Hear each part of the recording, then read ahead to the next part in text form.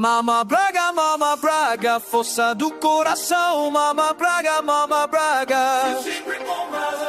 Dance under the sun, feel the earth below. Momma Braga, Momma Braga.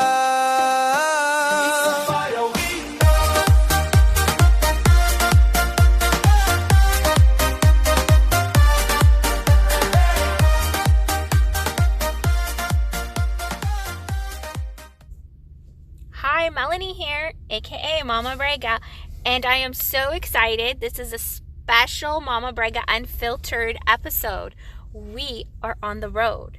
So sit down, enjoy this hilarious episode that I bring to you today. Get ready to meet a comedy powerhouse who's redefining hustle, unfiltered, and hilarity. Joe Botelho is the raw deal. A full-time worker, devoted dad, and stand-up comic with a punchline for every life curveball. Joe brings raw honesty, big laughs, and a whole lot of unapologetic comedy to the stage. Whether he's riffing on fatherhood, navigating life with 2 kids, including a daughter with autism, or juggling the chaos of work and comedy, Joe's storytelling is as fearless as he is funny. He's not just performing, he's connecting one laugh at a time. Welcome the one and only Joe Botelho. Oh my God, so beautiful. I'm so good. I'm so powerful. Did you write that like from your heart, or was that like chat GTP? Oh no, I don't use that. You don't use that? Oh, that's good. I don't want to be replaced by AI. There's no way. Because I know you so well, that just flowed naturally. That sounded better than he just says dirty things to upset people on stage. No, because there's so much more to you. So that's why I'm so thankful. Are they watching? Yes. So much more to me. Yes, so that's why I thought it was so important to have you on the Momma Braga Unfiltered show so that people get to know you a little bit more than just what you see on stage. Okay. It's an opportunity to tell your story.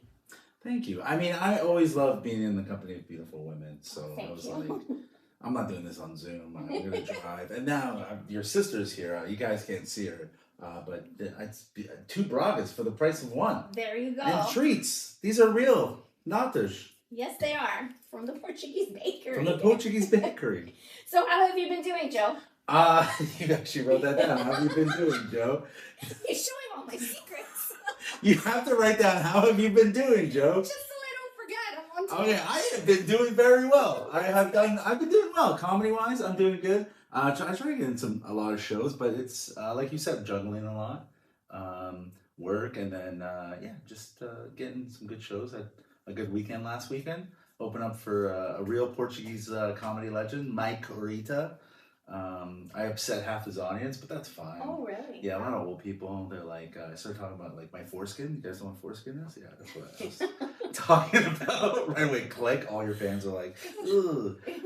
Yeah, it was fun. He had like sold out a theater in Hamilton called the Zoatic, and I opened for him. It was all I love opening for him. It's so fun. Oh, that's good. Yeah, it's all. I mean, they're all Portuguese people, but they're like they're not really fans of your particular. Yeah. Some of them are, but some of them. They came for Rita?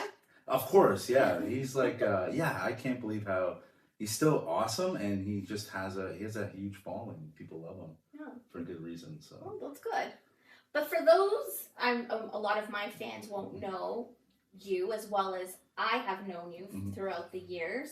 But what inspired you to get into comedy? How did you know, I'm a funny guy? I mean, I've been funny my whole life. I just, I think it's like that lack of confidence, which doesn't seem like I don't have confidence, or that it's like the darker side of being Portuguese. Like I never thought it was like meant to do stuff in the spotlight. It's like, no, just put your head down, get to work, raise a family, you know what I mean? I never was pushed in the arts or anything. Not that you should push your kids in the arts, but they were, my family isn't very entertainment.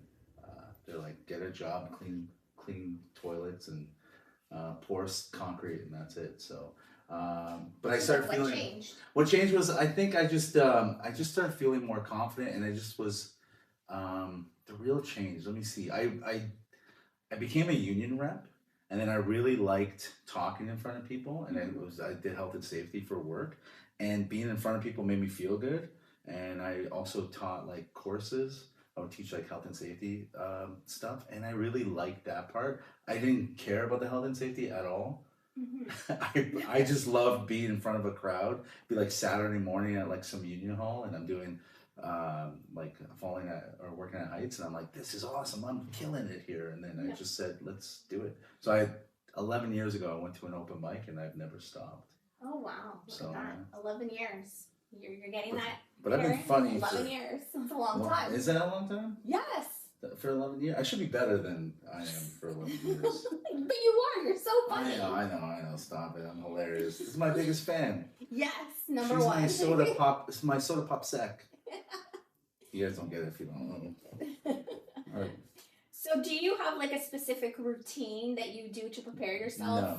No. Like you mean just, before, like before you get on stage, like do you like I don't know if you ever watched High School Musical where they're like to get ready. Yeah. Like do you do anything? Those are pretentious artists do that. Oh. Mike Rita does that. Mike Rita's like, leave me alone. I gotta smoke a joint or whatever. But I literally have gone like right from my car, jumped out of my car, and ran onto stage. I don't really. A lot of comics need to like get in the headspace, but I'm like on. So to me, it's like on. You know how they always say on and off for people. Yeah. I'm not off.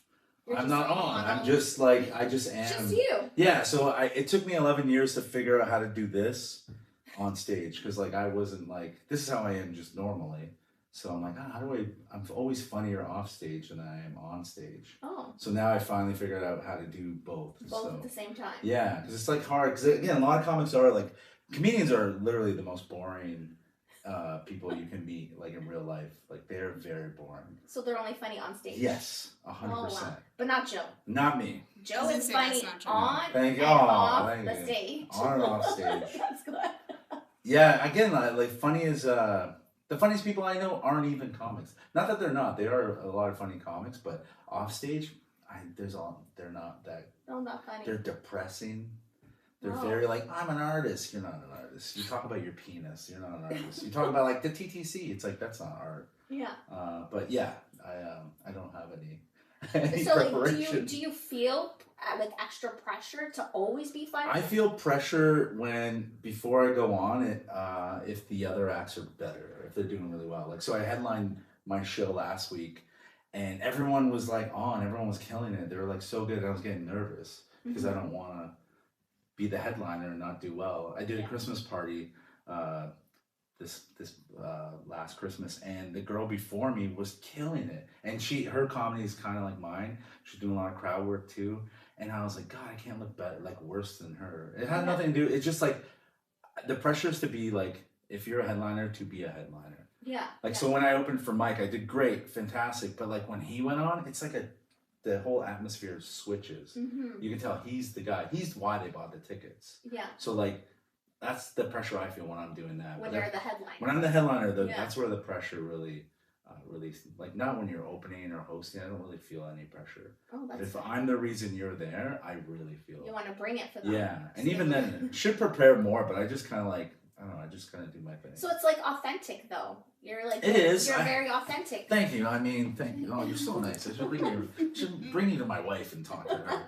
She didn't call me authentic this morning. Oh no, the asshole. Or oh no, piece of shit. Yeah. I try to make it like I'm not coming up with a joke, like the way I'm just joking around. But I do have jokes that I like to do. Yeah. But I like to do it in a way where it doesn't seem like I'm like, hey, how's it going? You have kids, and then I do my kid stuff, and or I like mix jokes around, and I don't like doing the same thing. It might have something to do. So it always changes then. It usually changes, yeah. Like some of the things I say exactly the same way, but then a lot of times I just switch it all up or mix two jokes together as one.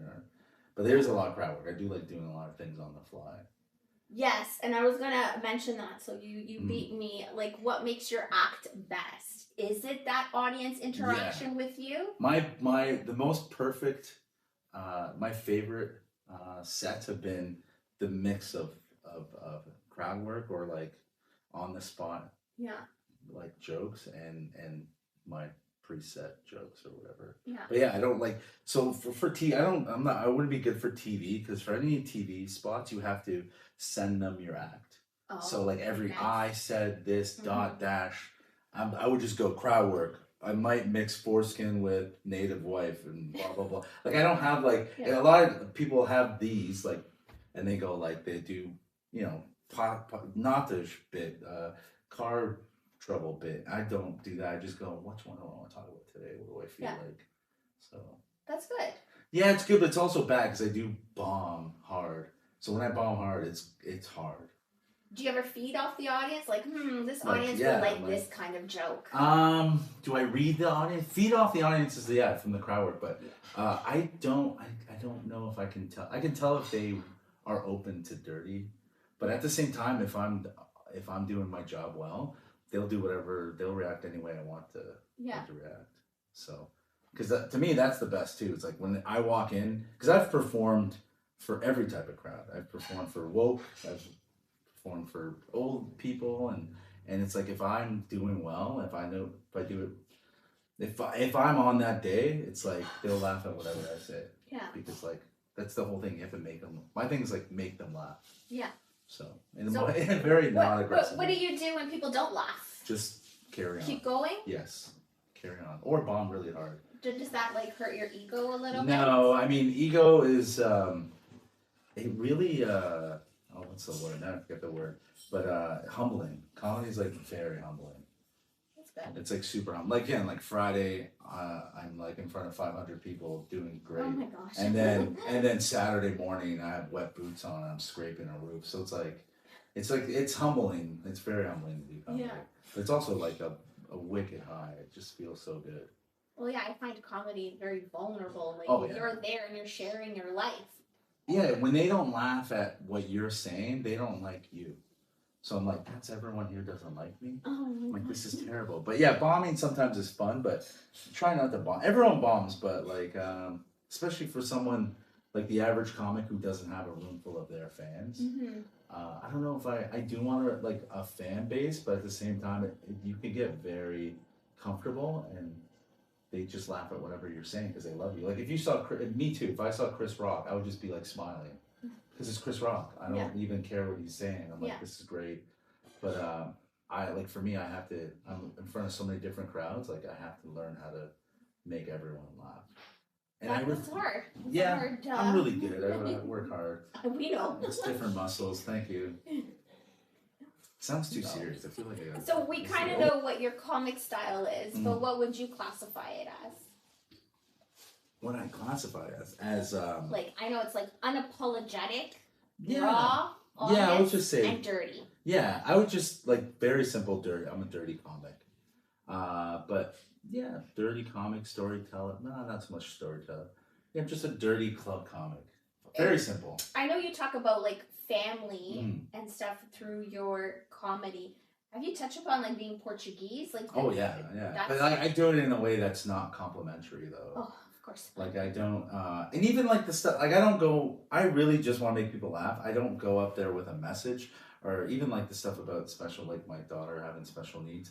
I don't go up there trying to like teach people about like autism. I don't think that's like. There's no point. To me personally, I don't see that as why comedy. Comedy's there to go, have fun, forget everything, and not get offended. Well, I mean, you can get offended, but it's like, why are you at a comedy show? Don't even go. Yeah. If you get offended, stay home. Go do something else. There's a million things to do. Yeah. Like go, watch music or something.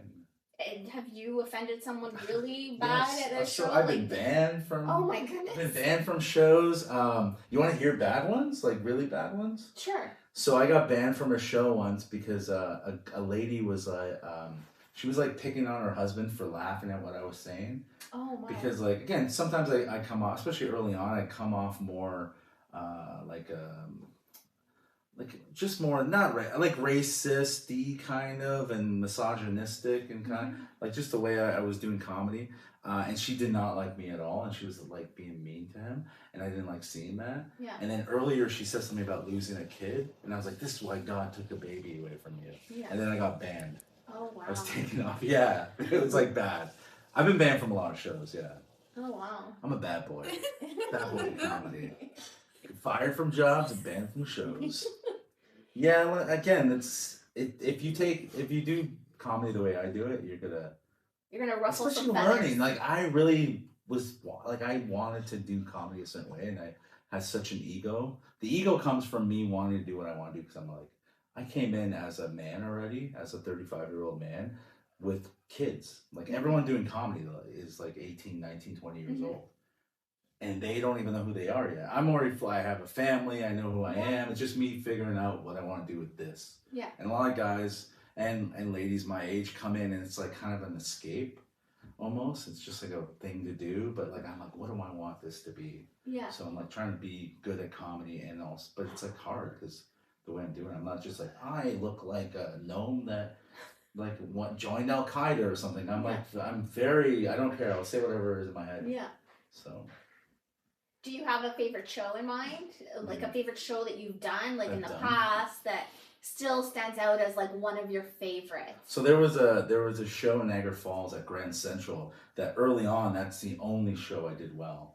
And it would be from beginning to end, it would be just crowd work and nothing was the same. And people were coming to that show all the time and they'd always remark about like, I love seeing you. It's always a different show. You never do the same thing twice. And I love that. And it got in my head. And that was the other thing. I was very good at crowd work. So normally as a comic, you learn that years after you learn how to tell a joke, where I started learning how to tell a joke 5 years into doing comedy instead of just, I did the opposite. I did it hard. I did it the hard way, like everything else. But that's like my favorite type of comedy though too, is being different.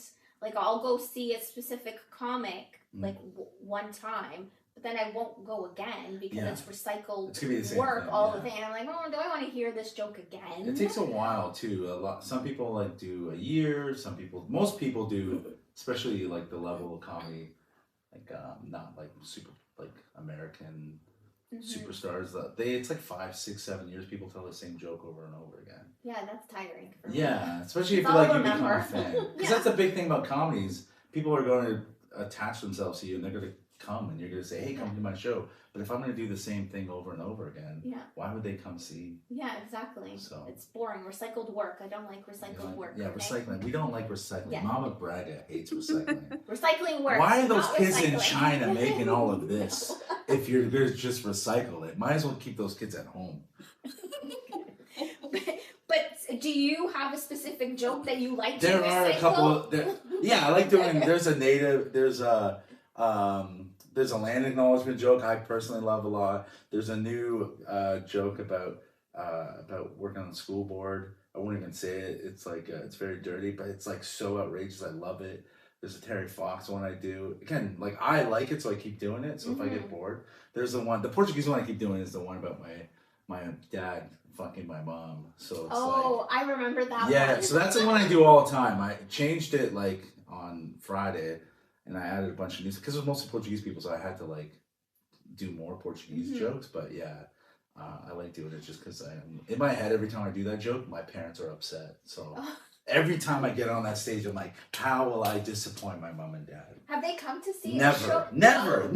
I was on Portuguese TV, whatever it was, whatever the stations are called.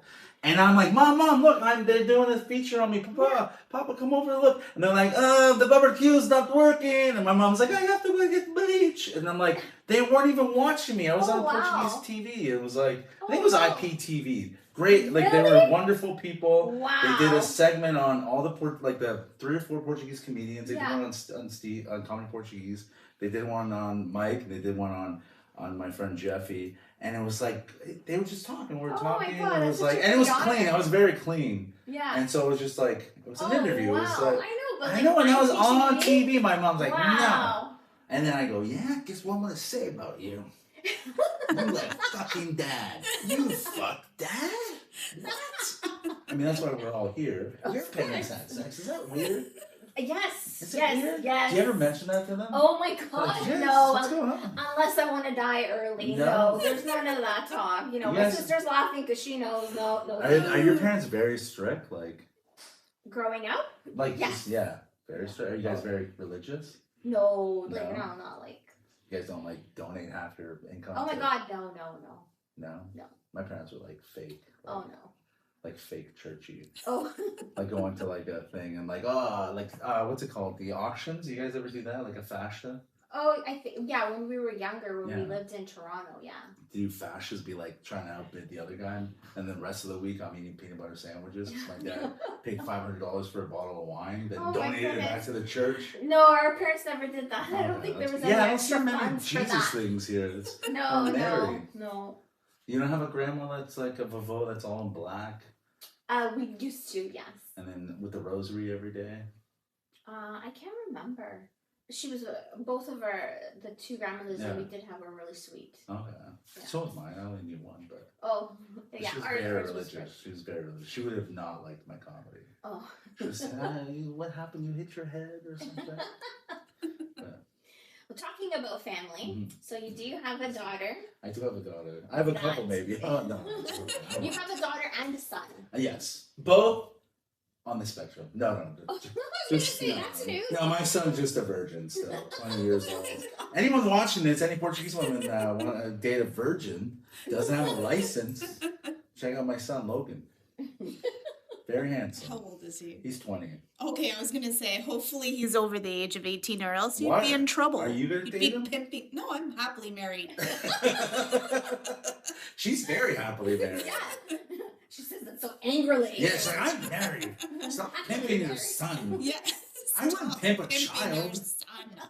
But no, my daughter, yes. Sorry, I interrupted you. So was she diagnosed with autism when she was like what age? She was there was a lot of things wrong with her. Her head, the first thing was it was like an emergency, like I think it was a couple weeks early. She had to be delivered because the last MR or the last scan or whatever it's called, they noticed that her body stopped growing and her head kept growing. So she had like a whole bunch of stuff. So she has a whole bunch of things, but the first thing she was diagnosed with was autism. Oh wow. But she has like a rare genetic disorder. She has epilepsy. She has a skin condition. So Oh wow. there's a lot of stuff. Yeah. That's a lot. So how do you cope with that? Being a hardworking dad and comic. I mean, that's how do I cope with it? I guess I just deal with it. She's like, it is hard to have a kid with special needs, but we always look at what we have in front of us. Like she is great, and so we just deal with the things that she has. I mean, coping. I don't even know how. Like we just kind of like put her head down. It's the same as like regular life stuff. Like there's no we don't go to therapy. I know a lot of people do that, do therapy group stuff, but just kind of like put her heads down and take care of her. And you have shared some of her like videos and stuff, and she does love you. Oh yeah, no, she's loved very much. Yeah. But yeah, it's hard. Like it's super hard because it takes a toll, and even like it doesn't really get better. And it doesn't change, and that's one thing too. That it gets worse. You know, Everything. Yeah, because she gets older, and she's gotten more things like pop up. So started off, we didn't know what it was. Million tests, a bazillion tests, and it's like right away when she was born, they like asked us if we were related. This isn't a bit. This is like real. They're like, "Are you guys related?" We're like, "No," because right away there's something like wrong, and they're like, for the first couple like months, every doctor's appointment was like, "Are you guys sure you're not related?" Because my wife never knew who her father was, and so they were like, they always want to ask that. And like, it just became like hilarious. I'm like, what? Yeah. And then separate us, like, just so you know, you can tell us if you're related. Oh wow. And I'm like, what the hell? Like, Yeah.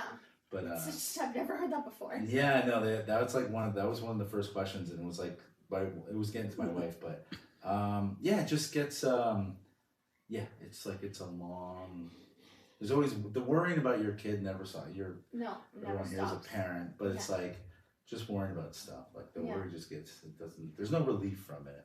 No. So, I mean, how do I cope? I mean, that's such a simple question, but I don't know why I'm so lost with it. Because the coping is just literally barrel down and like. You're so used to it too. Yeah, and she is amazing. And my wife is like, my wife and I as parents are great, but it does affect every aspect of your life. Yeah. So there's all that, especially with like, so my son, I know a lot of parents like go at this differently.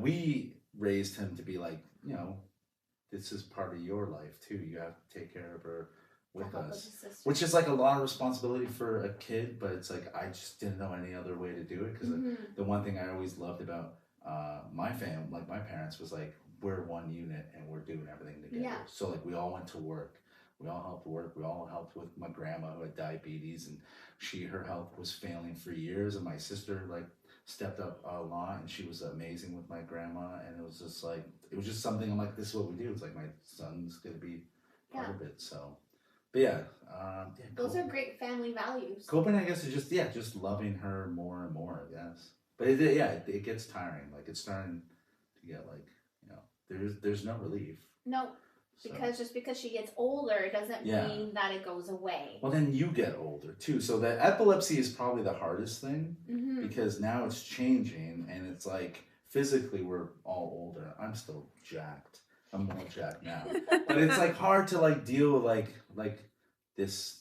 She collapses, and then you're dealing with 200-pound girl, a woman, because she's 18 now, and it's just like that stuff gets like, and then the worry because now you're getting older, because like a normal person thinks about dying all the time, but now you're dying, and you're like, oh, what's gonna happen to her? Which is part of why we got my son, and like really not trained him, but like let him know. Yeah, to be more involved. But I can't. I could do all this prep, but whatever happens when I'm gone, and it's like that's why that gives me some sort of like I kind of let go of it. I'm like I could do whatever I can right now, but once I'm dead, like what is there to do? Yeah. Like that's not really a great answer. But look at that, we got so deep. It's not a great answer, but I don't know any other way. Like how else do you? I don't know many parents. I know special needs can destroys a lot of families. Like a lot of couples just don't stick to. A lot of parents leave and run away, and so just kind of sticking together and loving each other. So how do you juggle everything? How do I and then juggle? are What do you you mean juggle everything? Secretly Superman and you're not telling No, anyone? not Superman. Because I'm allergic. What am I allergic to? What are you allergic to? Yeah, what's my kryptonite? Kryptonite. My kryptonite. I know. That makes me laugh. I'm still watching Smallville. Oh, Smallville's the best. I'm still on season 9. There's 10. Oh, I stopped watching after when they go to you told me that when they Yeah, it just stops being. It's kind I of really boring, stopped where when I'm the just like, dad died. okay. Like, There's like all these like superheroes, different superheroes and villains. And I'm like, oh my god, I'm so lost. Who is this now? And then, but it's so funny because it's like this little green rock, kryptonite. Like, how do you say it? Kryptonite. Thank you. And he's just like dead. It's like a bullet doesn't kill you, but a little green rock does. It's so funny. For me, it's when there's silence when I'm on stage. That's my kryptonite, silence. Oh, like, look at that. Or when I try to hug my wife and I love you, she's like, no. Stop. You smell. The rejection. You stink. No, but how do I juggle? It's hard to be a dad, to work, because you work full time. Yeah. The comedy is, I guess, something that you like to do. It's a passion of yours.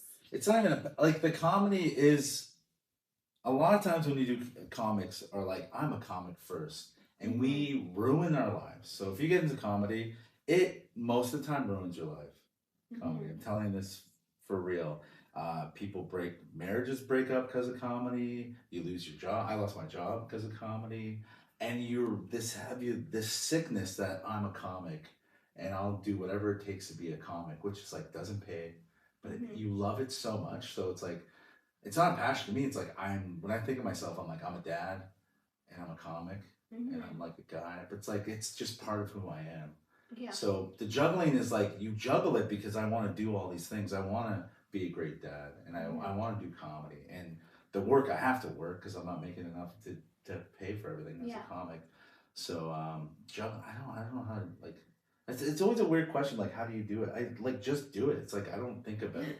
I just do it. There's no like how would you answer? How do you juggle everything? How do I juggle? Yeah, how would you answer? I don't know how to answer. How do you juggle? One step at a time. I use a lot of lists too. Okay. I do a lot of writing. Like, okay, today I have to do this, this, this, and this, and then I love crossing things off. I feel so satisfied where I'm like, oh, good, I washed the dishes. Yes. See, if you get my wife, she would never be in front of the camera. She'd be like you behind the camera. But like we are like, I love chaos. I thrive on chaos. I like when things are different. I get bored very easily. And so to me, like coping with it is just new things coming. Yeah. I like this new challenge Like well, now I have to do this, and like I like it, but my wife hates it. She loves routine. Mm-hmm. She likes to know this is what happens and this is the next step. So, I mean, I cope with it. I like it. I like things coming out of nowhere. I like all of a sudden. So that's how you cope with it. I mean, it's not coping though. It's just like I'm like dealing with it. Coping, yeah, dealing, reacting. same thing. I cannot cope with just boring. Like just You like could never be boring. no, but I couldn't like COVID like almost like not being serious or like it was the worst thing that happened to me personally. Yeah. My family loved COVID. They're like no school, no work, nothing. They just like we get to do nothing and just hang out. Yeah. I'm like losing my mind because up until then I was in comedy for like a few years and it was every night. Wake up at 5 o'clock in the morning, go roofing. Well, it was school board before I got fired, but go. So like I work all day, come home, get like things ready, give my kid a shower, whatever, food, and then take off and do comedy. Mm-hmm. And I would do that in like 3 hours of sleep for years, and I was just used to that for a few years. And then all of a sudden, COVID happens. No work, no comedy, and I'm just home. Like it was like the worst. That Nothing's is boring. happening. Oh yeah, and the only people that would hang out with me are the crazy people. Because crazy people were fine. They're like, this isn't real. Let's all hang out. Yeah. COVID's a lie. And I'm like, yeah, whatever. Anyways, I'm really bored. You want to meet me at the park? I'm bringing whiskey. It's like, yeah. So, yeah, that was a while. That's weird. Yeah, You're I feel like that during... person. Oh, thank you. I tried to hide a lot. That's my sister. I'm the opposite of her. Are you a party? You're a party animal? Do you guys go clubbing? Did you guys go clubbing when you were younger? When younger, yes. Oh, interesting. I like turning it around. Yes. I'm going to interview you now. Yeah. How did you meet your husband? How did I meet my husband?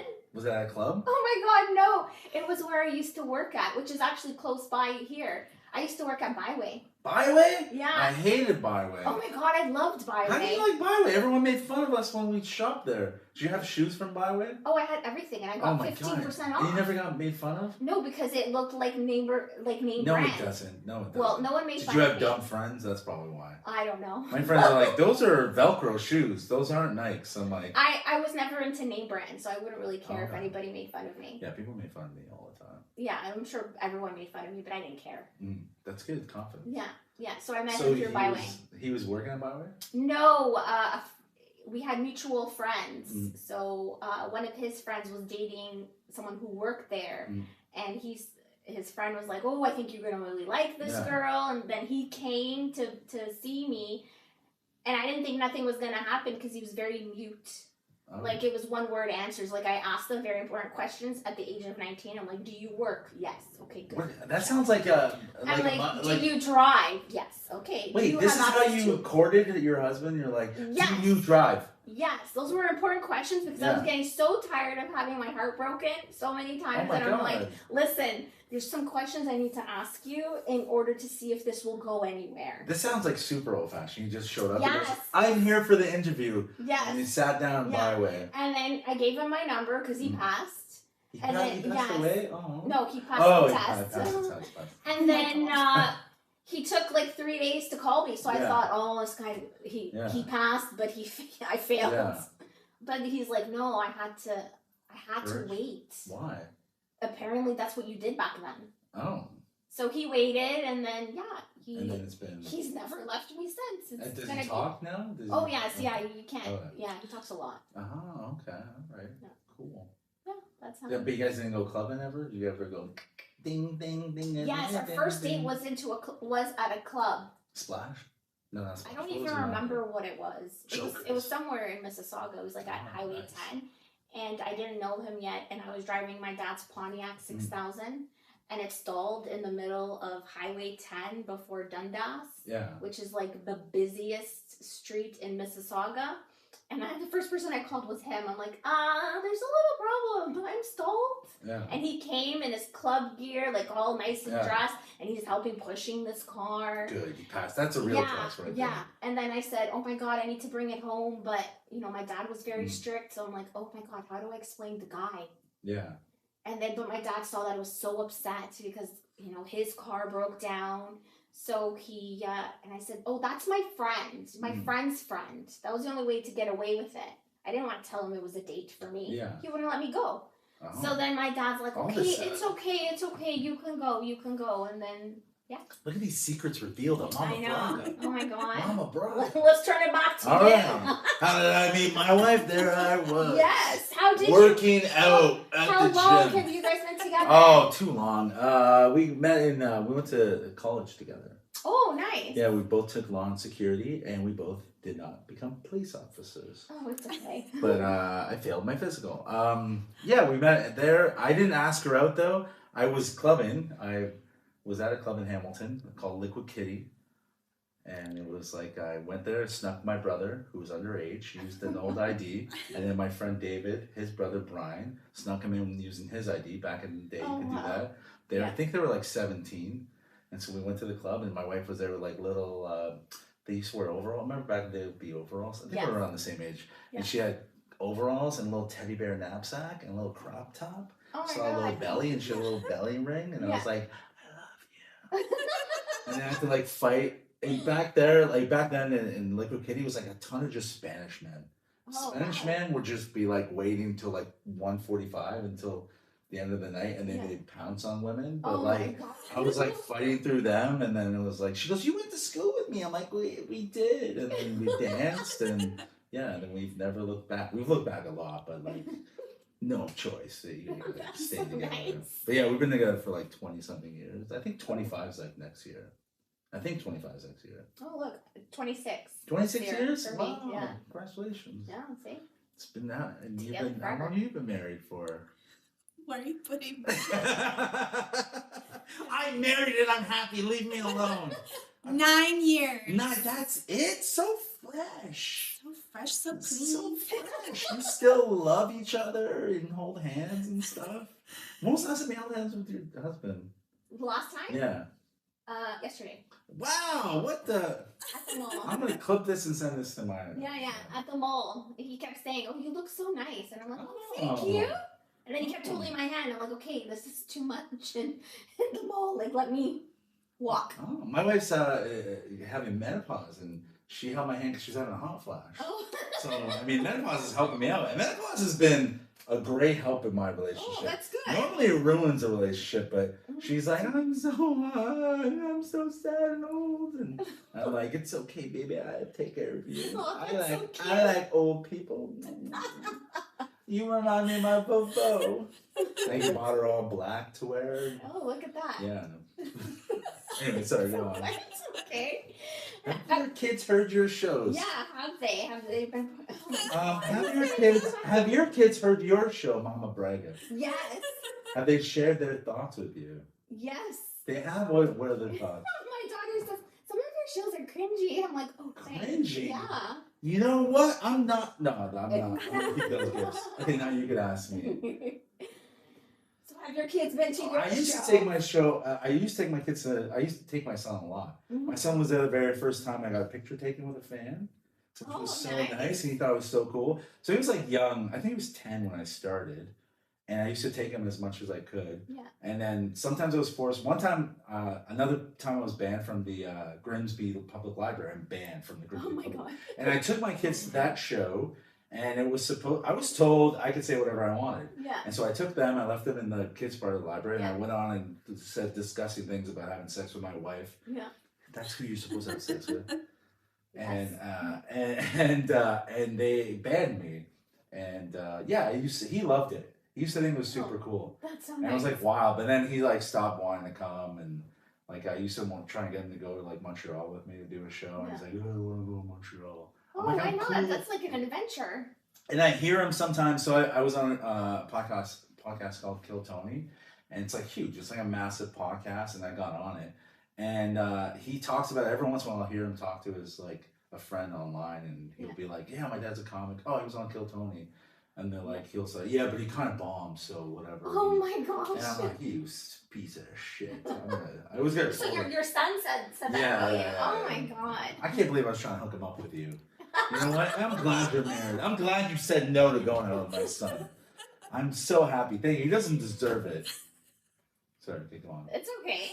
So do you have anything new upcoming? What exciting shows you'll be part of? I have nothing. I mean, I want to do, so I did a show called No Refunds, and I kind of want to do my like own thing and book my own tour, because I've been touring with my friends a lot, and I kind of want to do my own thing now and tour. And I mean, I'm kind of forced because my friends have all left.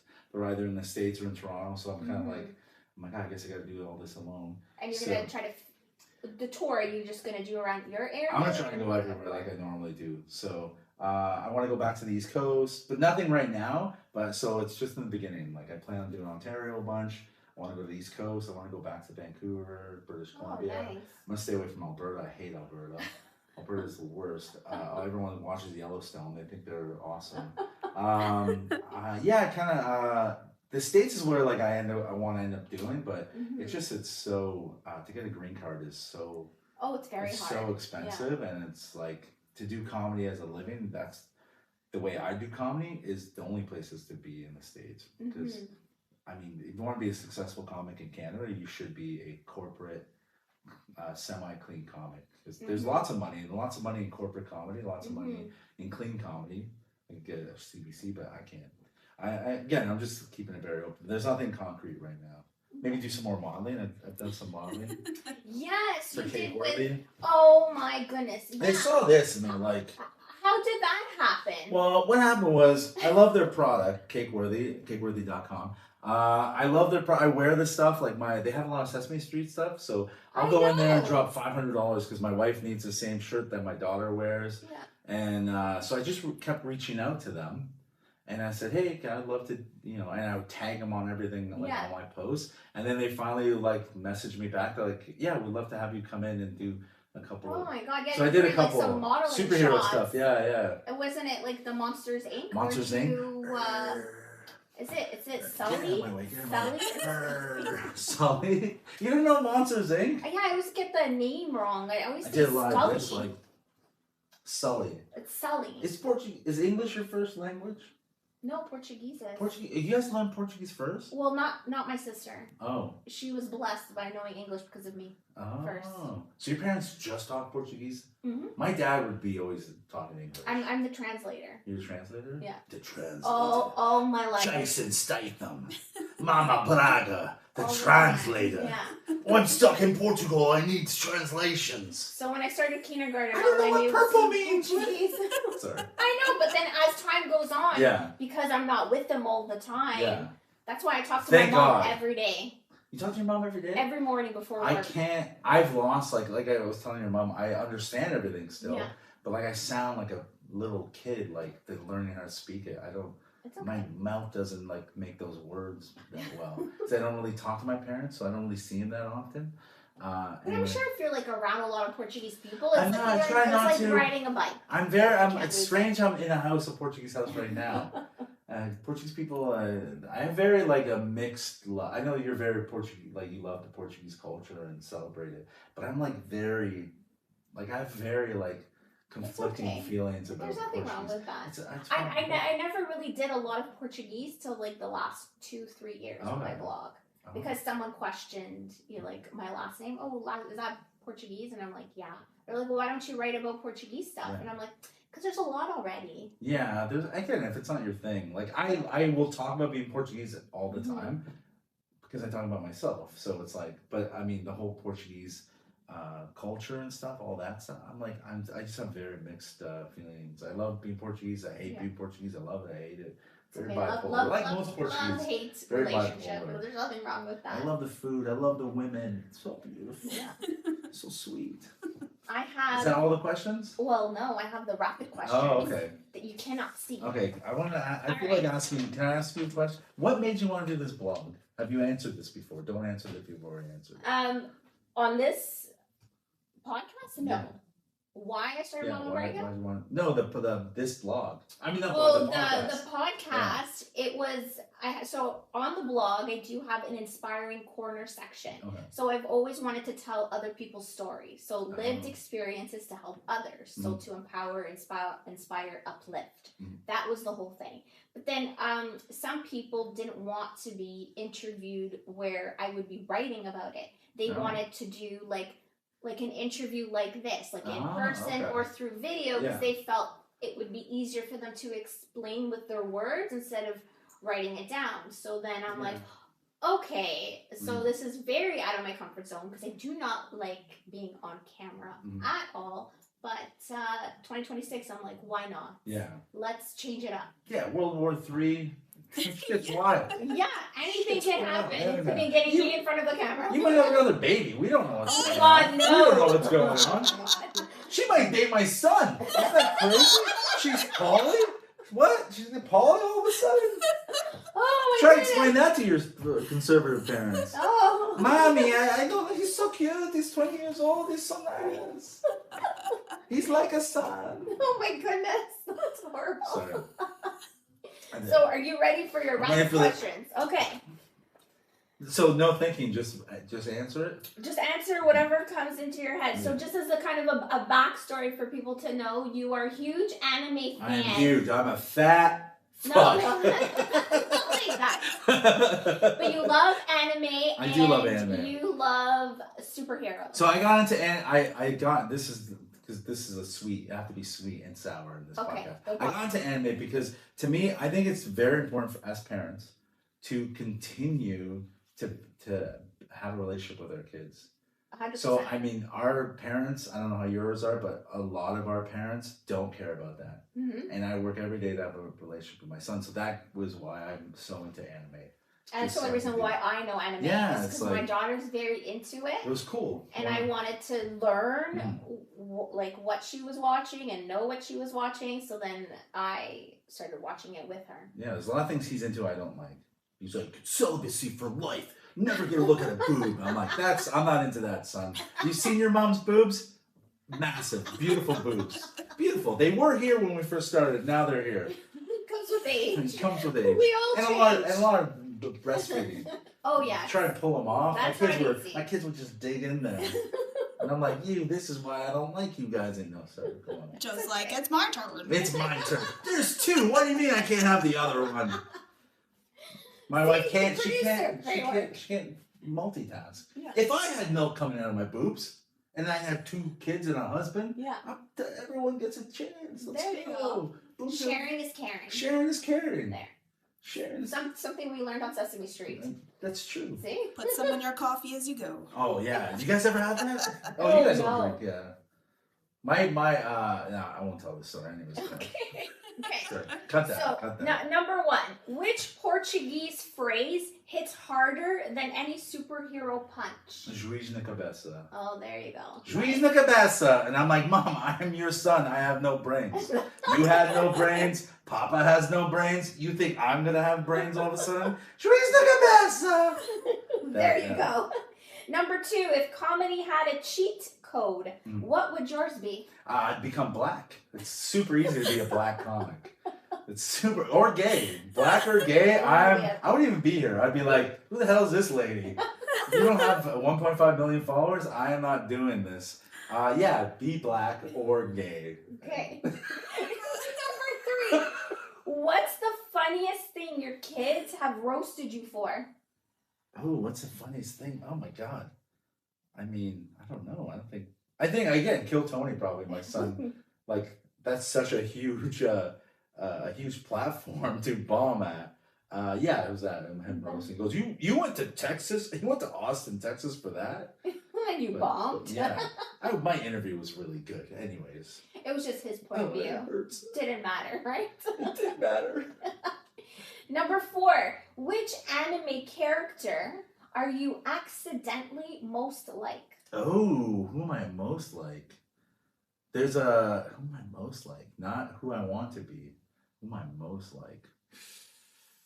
I want to say Tanjiro, or not Tanjiro. Tojima wants to be a Kamen Rider. The lead character is a 40-something-year-old man who's always wanted to be a Kamen Rider. Kamen Riders are like this very popular series in Japan. They're like cybernetic superheroes, right? That ride motorcycles. And this guy, the show's about him. His whole life wanted to be one, but they don't exist. And then one day the villains show up. The villains are real all of a sudden, and he grabs a mask and he becomes the Kamen Rider. So that's who you're. Because my whole life I wanted to become a superhero, and then as I grew up I was like, that's not real. I'm stupid. So then at one point I want to become a priest because I'm like, I want to fight evil. because real evil is demons. And then I'm like, God's not real. And then I was like, I guess I want to be a superhero. And then I was like, oh my God, cops are actually the villains. So Yeah. and I was like, I'll fight real evil. The roof, that's where the real evil is. I feel like I'm more like that innocence of believing in that the childhood dreams of like right and wrong, and like you gotta do what's right no matter what. Like I still stupidly believe in that superhero shit, but seeing the world how unfair it is and how the good guy never wins anyways for real, and I'm like, God, yeah, but I'm probably more like him. But who don't want to be is probably Tanjiro. Why? Because he's like so pure of heart. Like Oh, if I someone, like him. like to me, it's like I would not be like, I care about your backstory. I'm like, you're dead. I'm gonna kill you. He's like all the pure of heart. Like everyone I love, Tanjiro, Captain America, they're just like better versions. I love Captain America. Yeah, they're just better versions of me. But like I'm the Punisher. Only if my family was murdered, I'd like be like, thanks, thank God. Oh my God. Now I'm free, you know. So I wouldn't be the Punisher. I'd be like, I just start giving out flowers and like to all the criminals. I'm like, no. But yeah, I think who I want to be. But yeah, Tanjiro wants to be a Kamen Rider. That's who I want to. There you go. That's probably. And number 5, which is the last. If you joined the Avengers, what would your useless but funny power be? I would be Black Widow's costume designer. Oh, okay. Yeah, and help her get into that tight leather outfit. I'll be like, my power is making costumes. Don't worry about it, Natasha. I'm gay. And I'll just zip her up. She goes, oh my God, don't you hate when Captain America Steve is always... I'm like, yes, Steve's an asshole. No, what was my actual useless superpower? When I was a kid, I wrote a comic book called The Rangers. You wrote a comic? Yeah, me and my brother and I wrote one, and our friend Brian drew it. And my power was basically just invulnerability. So to me, it was like I was just Captain America's shield. Oh, so I wow. can like never get hurt. And it was like probably like, because emotionally I hurt a lot. People would call me fat. And then all the pretty girls would be like, do you want to be my girlfriend? They're like, ew, gross. You smell like favish. You smell like sardinge. Yeah, that would probably, I think it's kind of useless just to be like invulnerable, but nothing else. Can't fly. I can run as fast as I can run now. My knees hurt still, but I can't get hurt. So. Oh, see, that's great. That's probably it, yeah. And you know what my superhero name was? What? Tough Stuff. Tough Stuff. But I spelt it Tuff. Oh, there Tough. you go. That was a thing. That was the thing, yeah. Yeah, everyone spelt it like that. Okay. When they wanted to be like gangster. Can I ask you rapid fire questions? Oh my goodness. Okay. Because I don't know. I shouldn't prep myself. Okay, if you did comedy, If I did comedy. would you want to be black? No. Sorry. If I did comedy, everyone would Do you run ever for want the to do hills. comedy? You're like Oh, very no, connected to comedy. I'm not funny. You're at all. connected to comedy now. I am, but I'm not funny. Yeah, you are. Oh no. No, you No. don't think you're funny? I'm Anyone not can be funny. I'm only funny with my sister. Yeah, but that's Because then we still- get like the inside jokes where we'll just look at each other and start laughing out of nowhere for hours. Hours? Yeah, You and guys then sure people you're think we're crazy. But Or it's okay. high. You guys are just eating edibles. No, I've never done that. You've never done drugs? No. If you were to do drugs, which was the first drug you would do? A brownie. A brownie? I love brownies. You would do a pot edible? You know, If I need to. if someone gave you a cocaine, would you do cocaine? Oh no. You wouldn't do drugs. Mm-mm. You do drugs for sure. No. Look at that producer shaking hands. Shaking I hands don't. McGee over there. I've never even smoked a cigarette. You never smoked a cigarette? No. That's not really. No. Do you drink? I can't drink, You but can't? Oh, you got the Yeah. liver stuff? Yeah. Yeah. The liver stuff? but like if I were to have Yeah. alcohol, I'd probably have like a beer A beer? because it's Okay. like I grew up with beer, right? Yeah. Around, Okay. but none of that hard stuff or anything like that. I like the hard stuff. The harder the better. Yeah, I can't do that. That's. And I've never gotten drunk or tipsy. Never? No. Oh, I'm drunk right now. Anyway. Drunk on fun. Well, thank you very much. I Thank you. appreciate the Thank you. pleasure in getting to know you a little bit better. Thank you. I hope I wasn't too offensive. Oh my god, not at all. I hope So you this- can monetize this on YouTube and not get Oh my taken god, that down. would be good. Then I could pay you some royalties. No, don't pay me anything. Your company is all the payment I need. There we go. So that is it for the first ever Momma Braga Unfiltered Live. I am Melanie. This is Joe. Till next time. Oh my god. Oh my god. I forgot to hit the record button. Yeah, you're such a liar. The whole time I didn't click. You're such a liar. I'm just joking. Oh my Yeah. God. That is literally a murder. No, you're I That know. was so freaking good. I'm a drunk. Listen, I'm a roofer and a comedian. You know what that means? I'm an addict. These are man's hands. And I don't want to work. I don't want to live to work. This man's hand. I'm not saying you're probably a very good worker. But my job is very hard. It's very hard. And then I have to come here. Everybody is very hard. No, her job's probably very easy. I'm an ECE teacher. So easy. What an easy job she has. Why are you recording this? Thanks for listening. Until next time, this is Momma Braga wishing you courage to tell your story and joy in every chapter.